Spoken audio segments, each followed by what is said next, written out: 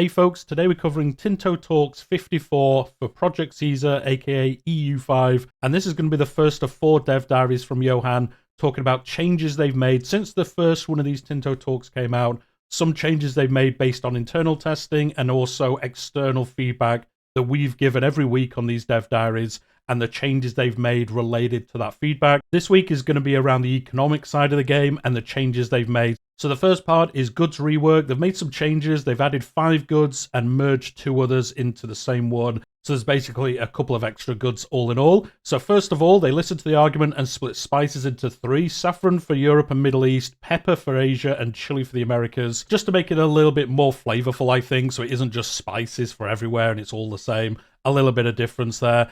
Dates they've merged into fruits, and soybeans have been merged into legumes, probably butchering how that is pronounced. This is because they wanted to make sure goods add interesting depth and flavour to the economy without cluttering the system, and they thought there were better ones to split up like that. I do like how they've gone about this. I think it does make sense to make some of them a bit more flavourful. Funnily enough, the ones talking about spices, and then the other ones that are just like cluttering up, as he says, we might as well merge them in because there isn't really that much of a difference between the two. It makes sense to add some elsewhere. They've also added beeswax to simulate everything from honey to candles. This was heavily requested by the community, and this is a common raw material found around the world. I didn't actually realize that wasn't in there. It does make sense.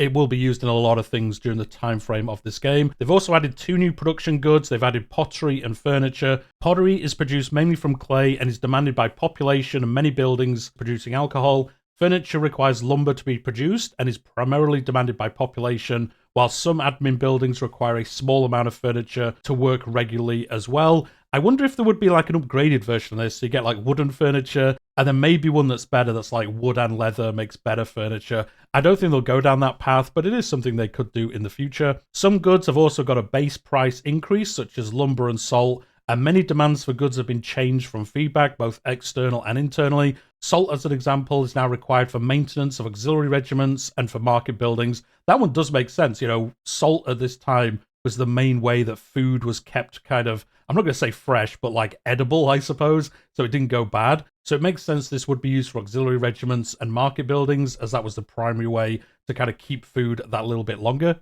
Next, they're going to talk about productivity and specialization. Something that was suggested in many places was to improve specialization and make different locations more unique when it came to industry, and they've made 4 mechanical changes to set this up. First of all, they've added a soft building cap where every town can now support 25 building levels, every city 100 levels, and each development point in a location adds another building level to it.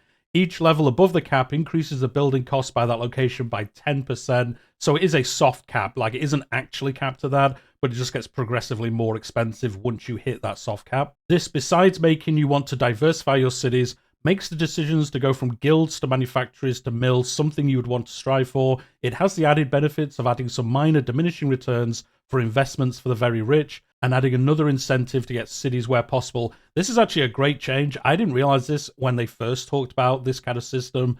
This is a great way to force some diversification, because if there was no cap, you just build the best things everywhere, and then all your kind of locations would end up looking the same. This way, you can't really do that. You're not going to be able to fit every building into a place, so you're going to have to specialize, or it's probably optimal to specialize some locations, depending on what's available, where you can bring trade in, all those kind of things. It's going to be optimal to actually have special places for special things. So I do like this change. This is great. Secondly, and also tied to specialization, is the fact that every single level of a building adds another 1% production efficiency. This serves to represent the economies of scale. So if you have a town with, say, a level 8 brewery, you can produce 8% more beer than having 8 towns with 1 brewery each.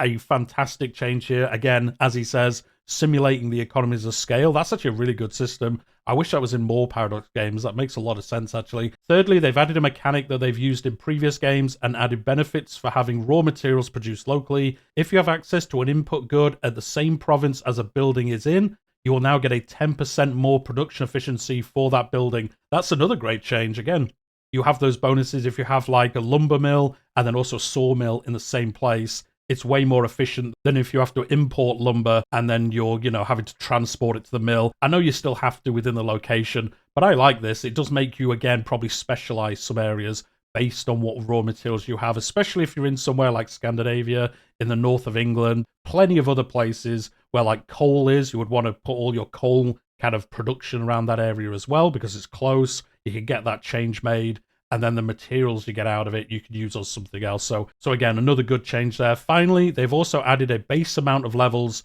for RGOs you can have in a location, which are tied heavily to population and development, and then give rural locations a 100% boost to their RGO levels. This naturally makes the choice of where you build your towns and cities more interesting. Again, this is a great change as well, making it feel a little bit more realistic, I think. And in the first screenshot we've got here, amount produced. This is wheat breweries, level 3 brewery, so you can see the 3 on the right hand side. Access to input goods 1, market access, output 2.67, and then the average literacy. All these other things that boost how good this is. And then a level 3 in buildings at the bottom, 2% bonus because you're building them in the same place and having that economy of scale. It's not a huge bonus, 2% isn't crazy, but it is a nice little thing that will add up as you progress through the game, I would think. Next is going to talk about minting. They've reworked the minting and inflation mechanics to be more tied into production of precious metals. In Project Caesar, there are 2 precious metals in gold and silver, but a mod could add as many as you like. It's great to see how much they're incorporating modability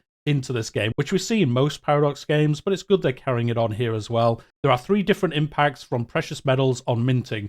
First of all, the amount of gold and silver that you produce has an impact on the income you can get from minting new coins. Secondly, the production of gold and silver as a percentage of your overall goods production of your economy will increase inflation. Thirdly, minting requires access to gold and silver, and if your country can't get it from the market, then you can't produce more money. I'm kind of surprised the bottom one wasn't the case anyway, but it's good to see through their gameplay and through our feedback in the dev diaries, they are making these changes. And then I can't remember if it was mentioned in the dev diary about minting, but I wonder if like the treasure fleets of like the Spanish, which historically caused a lot of inflation and caused a lot of problems for Spain long term because it devalued the value of silver.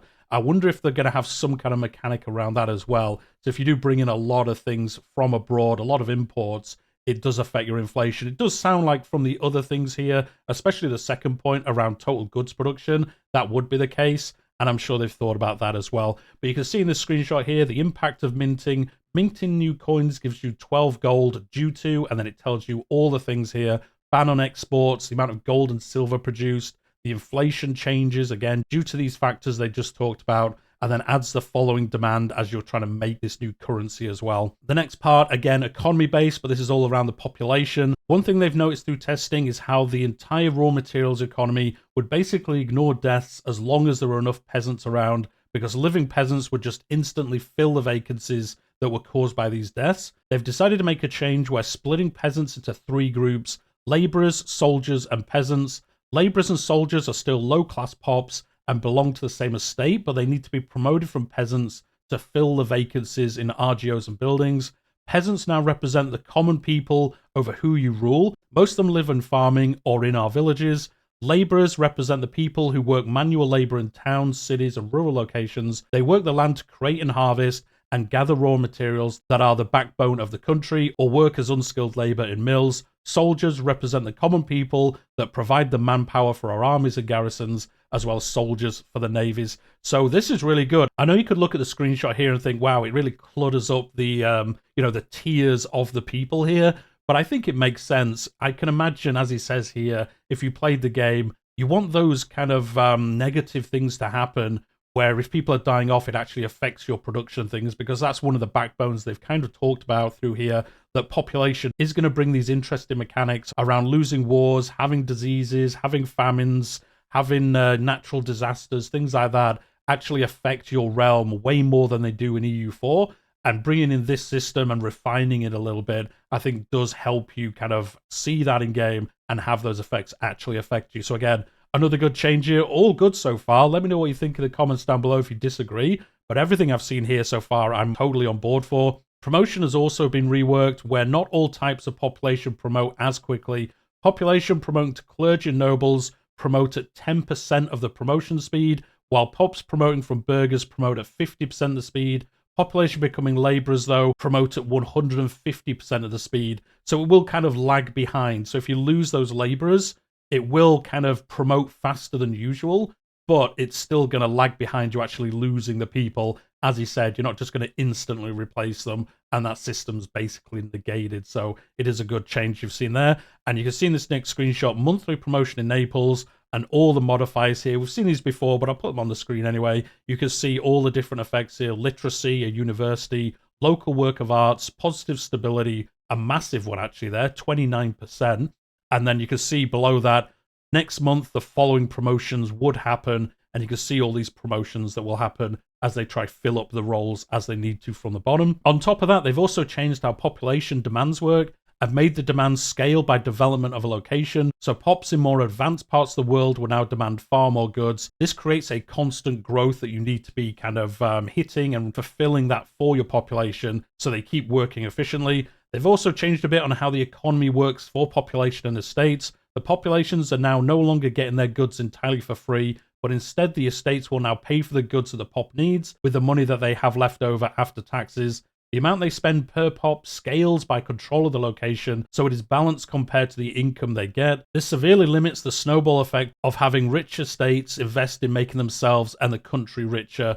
I do like this change as well. It does seem to, again, slow down or like lower that curve of change you could see. We've seen that, I think, through the points they've made here. These systems that kind of sounded good on paper, but when you actually played them, you either negated that system, or that system, as it says here, just made the estate so rich, and then they'd invest in the country. That would make you and them richer, and it would just snowball. Whereas now they've got to use some of that gold to actually pay for the goods, which again makes sense. They were getting them free before. Well, somebody's got to pay for those goods, so that is how they've kind of corrected that and made that change again. I think that's a good change, but do let me know. Another problem they identified through testing was that basing the distribution of income in a location on the political power of the estates was that in almost all cases, the commoners got nothing and the nobles got everything. I mean, isn't that how it works anyway? But I know what they're saying here, which means that you never wanted to tax your commoners, but you wanted to squeeze everything you could out of the nobles. Whilst being an admirable goal, it does not reflect historical reality as much. So how do you solve this? Well, before they added the Cossacks, tribes, and additional estates from feedback, there was a one-to-one direct connection between a specific pop type and the estate they belonged to, so the estates could get exactly the amount of money their pops were generating. And since they did not want to do something performance crippling, which is good to hear, like splitting pops into one per building, they went with pooling all the income in a location and distributing it by political power. But that, as he says, hasn't really worked out that well. Now, though, that has changed, and instead of that, they decided to distribute this per a fixed fraction per pop in an estate, so commoners and burghers get money you want to tax from their work. A lot of kind of, I'm not going to say word salad there, but a lot of words. Basically, they've just changed how this works. So it makes a little bit more sense. And you can see here the tax base in Naples, and you can see the split. So you get money from the nobility, the clergy, the burghers, and the commoners now. He was saying before, you basically just tax the nobility because they had the most money. So you just tax them. It wasn't worth taxing the people lower down the scale because they had less money. So even if you were taxing them like 30%, you might as well just have taxed the nobility like 2% extra, and you would have made more money than taxing the lower ranks. So again, this is a good change. Makes the system more interesting. Everything, again, that they've talked about here, I think, is getting away from having like a one solution to everything. Like he was saying around like building everything in the same place. They want to get rid of that. You don't want to be building everything everywhere. You want a bit of specialization. And again, here, you want some interesting mechanics around taxing. You don't want to just tax the nobility because they've always got the most money. You really want this system where you do want to be taxing other people. And it does affect their happiness. And then you've got to equal that out with some more goods, maybe. So it makes the whole system a little bit more interactive, which is great.